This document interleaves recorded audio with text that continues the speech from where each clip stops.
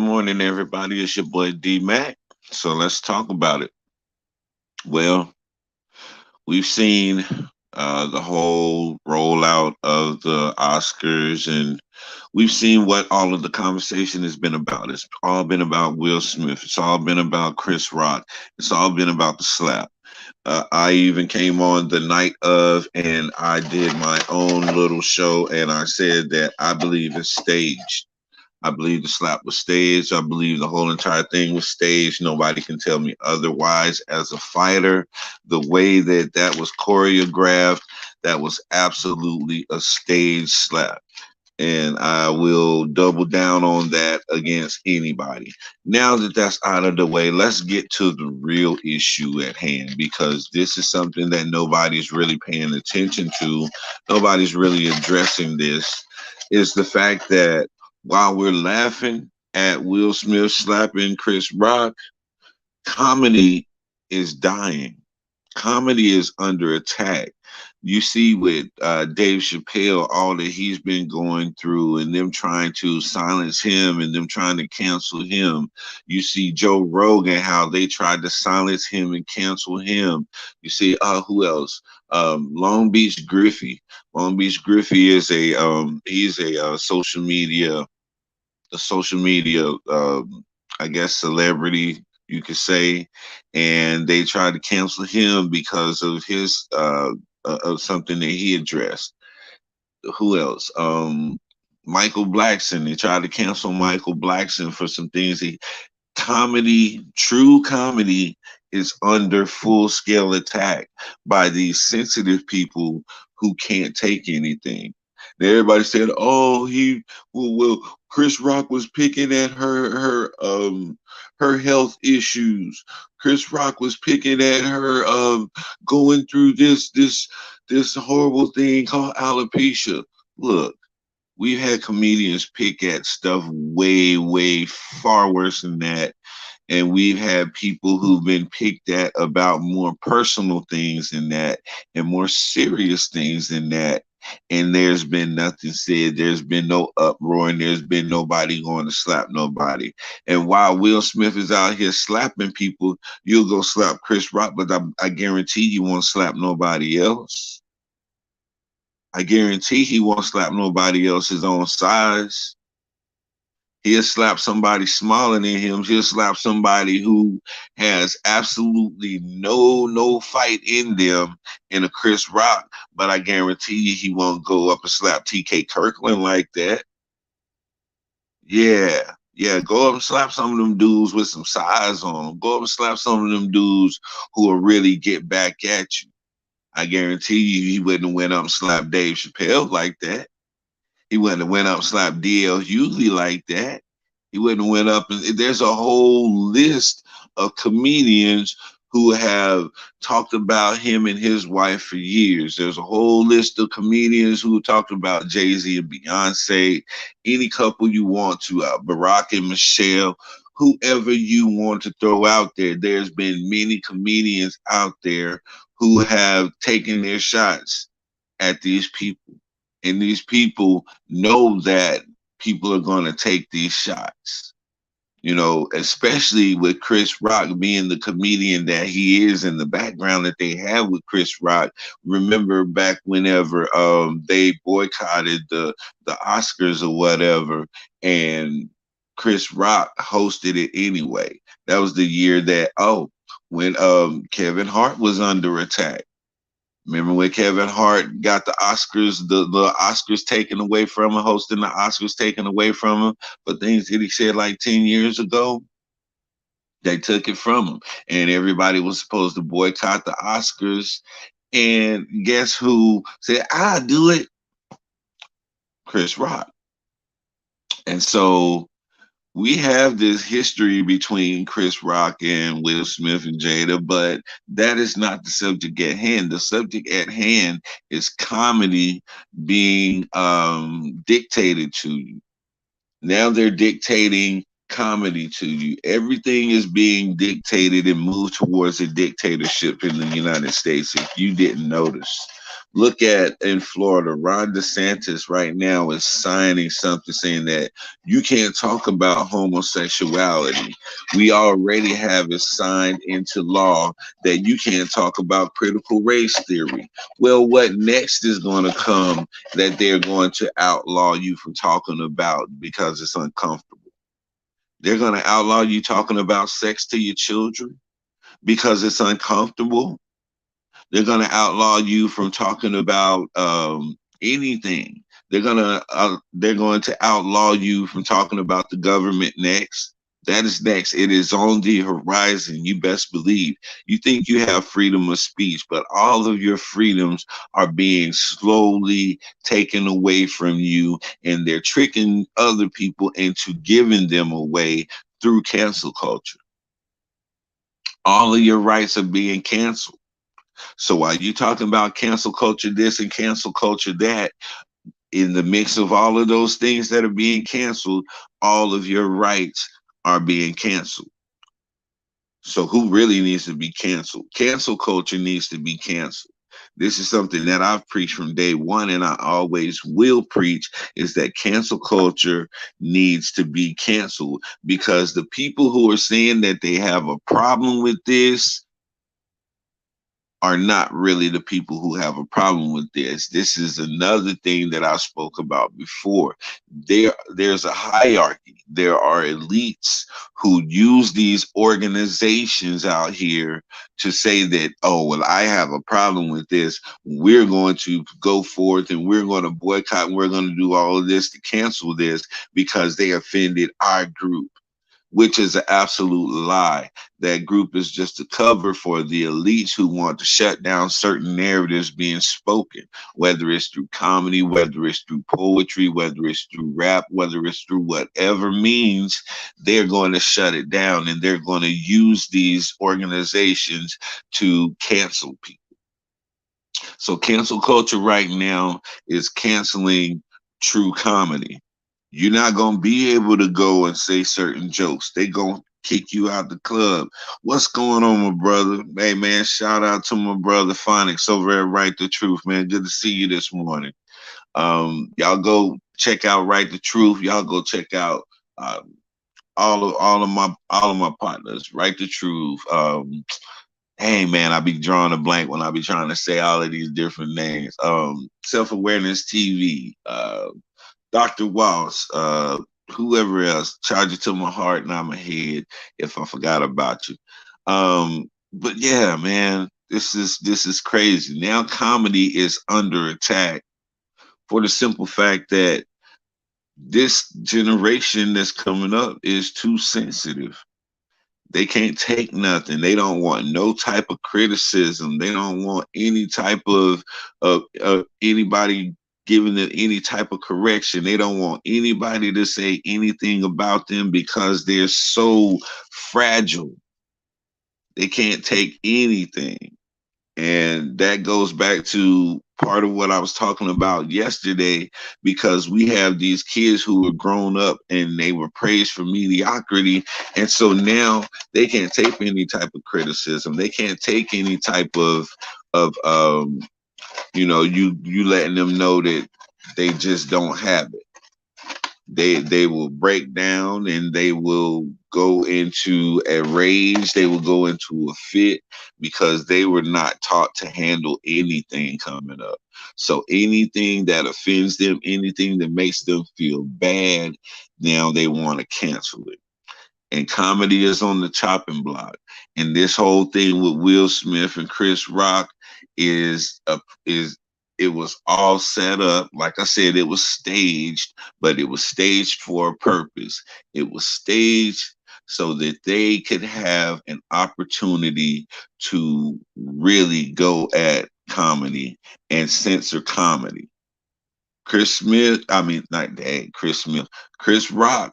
Chris Rock is their sacrificial lamb, so to speak. I do it.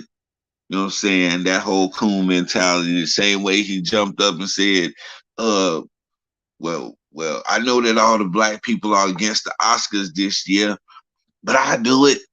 Yeah, that coonery. And you see that already in Chris Rock, and so we know that he would be willing to take that hit just to help them to censorship comedy, which is his genre, that's his craft. But being the coon, I would not put him past it to say, I do it, boss. I'll be the one to take the hit for comedy so that we can go ahead and we can go ahead and cancel it. I do it, boss. Yeah, we've seen that coonery in him before. So it's not far fetched for Chris Rock to do something like that. And then we'll address this slap. When he walked up there, you see when he went back, when he drew back and went forward, Chris Rock closed his eyes, braced his face, tensed up his face, and leaned into the slap. Now, I don't know about anybody else, but if somebody come up and go back, either I'm going to do one or two things. I'm going to do a weave backwards. I'm going to move away from them, or I'm going to put up my hands to get ready to throw my punches to keep this person away from me. But what I'm not going to do is close my eyes, grit my teeth, and stick my face out for them to hit it. And then when they hit my face, I go with the same momentum that his slap is going so it can take away the impact. See, these are these Hollywood choreographed punches and slaps that y'all witnessed the other night. It was not real, none whatsoever. And anybody that knows how to fight knows that to be true. But this is all a setup. This is all a setup to get rid of comedy. And when I say get rid of comedy, I'm not saying that they're going to outlaw any comedians telling jokes, but they are going to censor comedy. They're going to censor it. There's certain things that comedians are not going to be able to address. There's going to be certain things that comedians are not going to be able to speak about at all. And if they do speak about them, they are going to be censored. They are going to be canceled, essentially. And so that's just the beginning. That's the tip of the iceberg. Everything else from this point forward is going to be censored, and your freedom of speech has already been taken away from you because they censor you, and um, they use these social media sites. They use all of these social media sites to censor you. And how do they censor you? By monetization. They give you that monetization cookie, and then they dangle it over your head. If you say something that we don't like, then we're going to demonetize you. If you say something we don't like, then we're going to shadow ban you. All of these things are conditioning you to accept your freedom of speech being taken from you. And so if they continue to do these things, after a while, people are going to get tired of fighting, and people are going to get tired of standing against it and speaking out against it. And you're just going to give in.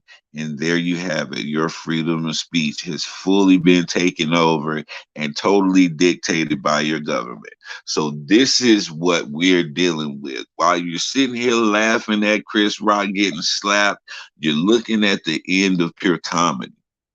You're looking at you're looking at the world say that if you offend me, then it's all right for me to go up and assault you. That's what the world just told. That's what the industry just told the world by that, because there's absolutely no way. Now let's talk about this, because Chris Rock is not a B list or a C list celebrity.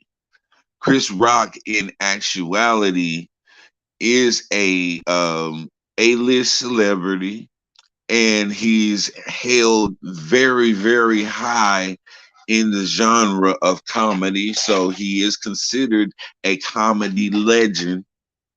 And so for Will Smith to go up and slap a comedy legend, and there are no type of consequences for it, because let's be honest. If you go up and slap somebody like that in a high scale elite area or function, the police are going to be called for one, for two, charges are going to be pressed for three. That person would not be allowed on that property, immediately would be removed from that property. So you mean to tell me none of those things happened because it was Will Smith? No. Either way, that's giving us a wrong picture. That's giving us a wrong message.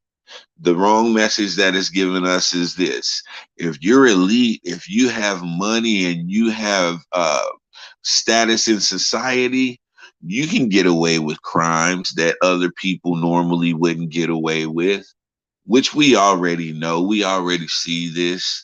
But for it to be so blatantly put before us like that, and for us to believe that, this man put his hands on another person and there was no ramifications, there was no consequences. Well, that's just telling everybody out here, if a comedian say something that offends you, you have the right to get up and go up on that stage and try to hit them, which has happened recently. We've had a few comedians who had somebody to come on stage. One of those times, it was a comedian. He was just flaming up the crowd. You know how they do. And consequently, he was talking about the man's wife because she kept trying to heckle him while he was doing his show. And he lit into her. Well, that man got upset. And instead of telling his wife to be quiet and enjoy the show and let everybody else enjoy the show, he gonna try to go up there and address that comedian. And the security at this little rinky-dink club showed up and knocked dude out, and they stomped him out. So my question is this too: where was security whenever this whole thing happened? There was no security as Will walked up there. There was no security when Will smacked him. There was no security afterwards. They had a whole monologue and no security showed up at all. That's another thing that tells me that it was staged. Absolutely no security came from anywhere. I saw nobody make a move to do anything. And everybody be like, well, everybody was in shock and it was just so stunned that no, no, not security. I don't care who you are. Remember when Chris Rock had that movie Head of State, and he'd be like, security, and they come and snatch him? That's how security is supposed to be. So whoever was doing security that night, in all essence, in all actuality, if this wasn't set up, if this wasn't fake, then that security would have been fired on the spot because they did not protect the host of the Oscars. Come on, if you can't protect the host of the Oscars, you are a very, very sorry security guard. But neither here nor there, because like I said, it was all set up. It was all meant to go like this so that um they can have this attack on comedy, which they had. It's very sad to see because in reality, they are trying to censor comedy, and in reality, they are trying to cancel you from saying certain stuff. And in essence, and in all actuality, this is an attack on freedom of speech once again. And y'all are going to allow your little simple ass emotions to let you give up freedom of speech. You're giving up more and more of your freedoms on a daily basis because of your feelings and your emotions. This is why it is said that emotional people should not be in certain positions, because they cannot be able to take their feelings out of it when it is necessary in making certain decisions. People who are fueled by their emotions need to be the bottom of the barrel. we cannot use them in our society today because everybody is all about, well, I feel this and I feel that. I feel like y'all need to be in the bottom of the barrel because that's where you belong with all of your feelings. You have to take feelings out of a lot of things, especially when it comes to governing a people. You have to take your feelings out of a lot of the things, and you have to do what's right for the majority, regardless of how you feel. But we are not operating in an age and in a society who are able to take their feelings out of things.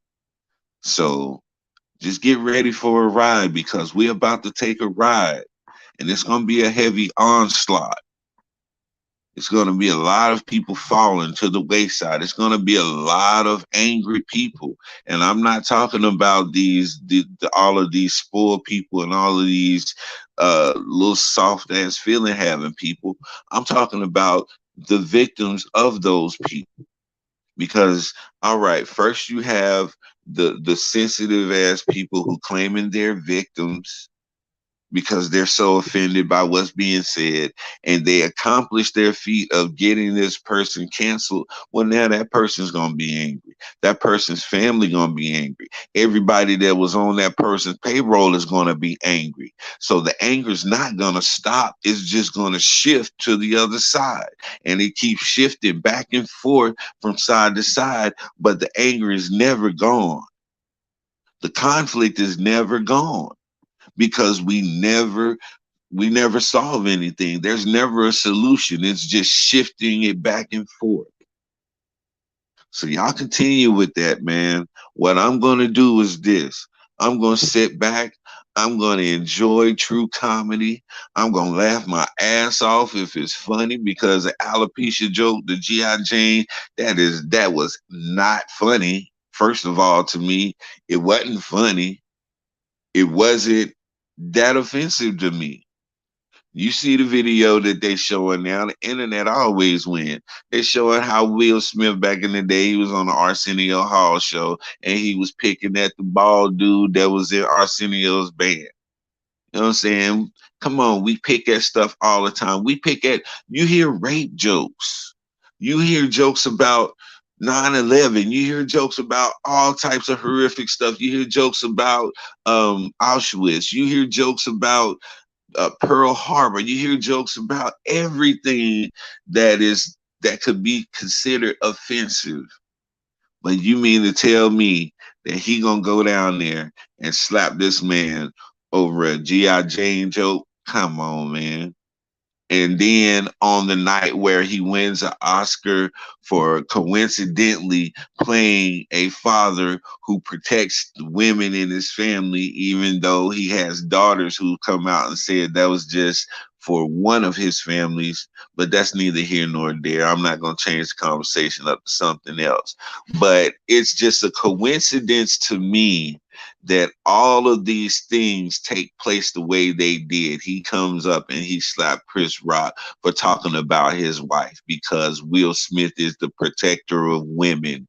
And then he goes on to win a Oscar for playing a role of a man who was a protector of the women in his family. And he uses that as part of his acceptance speech that he got after he's physically assaulted another person and hasn't had any charges, hasn't been arrested or anything like that. He goes up and does this speech. Come on, man. Who are we really trying to fool? And if you're fooled by that, you watch far too much TV. You have way too much time on your hands. But that's neither here nor there, man. Comedy is taking a big hit on this. And we're going to see the censorship of a lot more comedy over the next year or two. Just keep your eyes and your ears open, and you will see, just like everybody else, what's taking place. This is an attack on comedy. Chris Rock, keep on doing your jokes. Come out with some more jokes about her bald ass head. Don't nobody care. It's not a big deal, and it's not the worst thing that's been done ever. It's nowhere near it. whether the joke was tasteless or not. Now, I wonder if Patrice O'Neal was still alive. First of all, if Patrice O'Neal was still alive, he wouldn't get an opportunity to even go up and host no Oscars because they know his mouth is so reckless. But let's just say, for the sake of argument, that Patrice O'Neal was hosting the Oscars, and we know how his mouth is. He definitely would have ragged on her so bad. Do you think Will would have got up and went up there and slapped Patrice O'Neal? Absolutely not. Absolutely not. It ain't in him. He not that dude. And he had to orchestrate that and choreograph that with Chris Rock in order to try to change that image about him, because everybody know Will is not about that life. He not about that life. He spent his whole entire career trying to prove to his wife that he's hard. You know what I'm saying? He tried to prove to his wife all of this time, oh, I can do that like Tupac. Oh, I hate that, this and that. But now that whole persona that he built for himself is turning on him, and now he trying to flip it. Nah, bro, ain't no do-overs. You did a great job at building your brand and your image, and it is what it is. You know how you get typecasted in a certain role? Well, unfortunately for Will Smith, he's been typecasted in life. His real life has been typecasted. He's a typecasted character in real life. He will never be seen as hard. He will never be seen as hood, thug, or anything like that, no matter what type of things he go and set up. No matter what type of choreographed punch he throw, he'll never be seen like Tupac was seen. He'll never be respected on the streets like Tupac was respected on the streets. And we all know that this is one of Will Smith's biggest issues in his life, is always being considered the weak dude, always being considered the nice guy. And we all know the nice guy finishes last. And when it comes down to his wife, that is especially true. And so, we can sit here and try to give Will props and say Will gangster and Will this. Will Smith will never be gangster. Let's get that straight now. I don't care how many people he slapped. Will Smith will never be gangster. This did not solidify him as being gangster or nothing else other than a decent actor, because that's all this was a scene from a movie him and Chris Rock played, and they played all of y'all. So congratulations to them, and congratulations for making it that much harder for comedy, because now they're going to use this as a premises to try to cancel anybody who says something that toes that's a little bit extreme. And I ain't even gonna say that was extreme what he said about the alopecia thing, because it wasn't at all. It's not that serious. So it is what it is, man. This is your boy D Mac, man. Y'all know what I say. Sticks and stones can break your bones, but the word can always heal you. I'm out.